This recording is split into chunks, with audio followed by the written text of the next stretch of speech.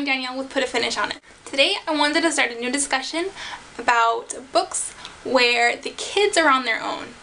And I feel like most kids are attracted to this kind of storyline where they have to fend for themselves and they have their own adventures and there aren't really adults in the story, or if there are, they're kind of peripheral characters. The first books I wanted to talk about are some of the first books I remember reading that are adventure stories for kids on their own that I read as a kid.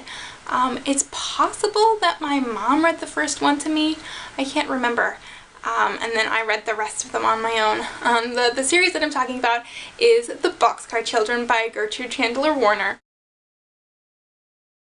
They were written quite a few decades back, and I remember first discovering them when I was about 9 or 10, I think 4th grade. My elementary school library had books 1 through 19, and I can remember we were only allowed to check out 3 books, I think, at a time, and I would just check these out in order, and every single one of them was like the same length, you know, very formulaic, maybe 120 pages, so I'd read one a day. And I can remember there was going to be a 4-day weekend from school, and the librarian let me check out 4 books, even though I wasn't supposed to, and I read all 4 of them in those 4 days.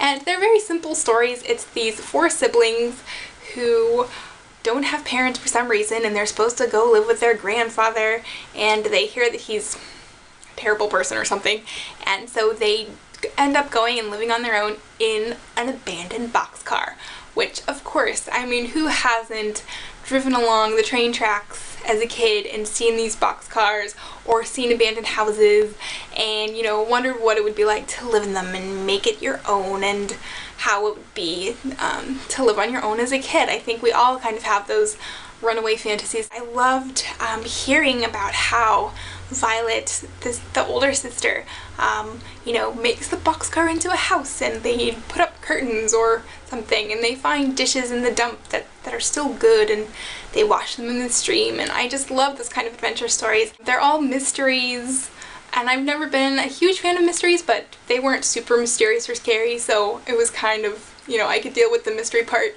just to be able to read about kids being on their own. And I love them so much that after I read the 19 of them, I assumed there were only 19 because that's all my library had, and I went around telling people that I was going to write the 20th book.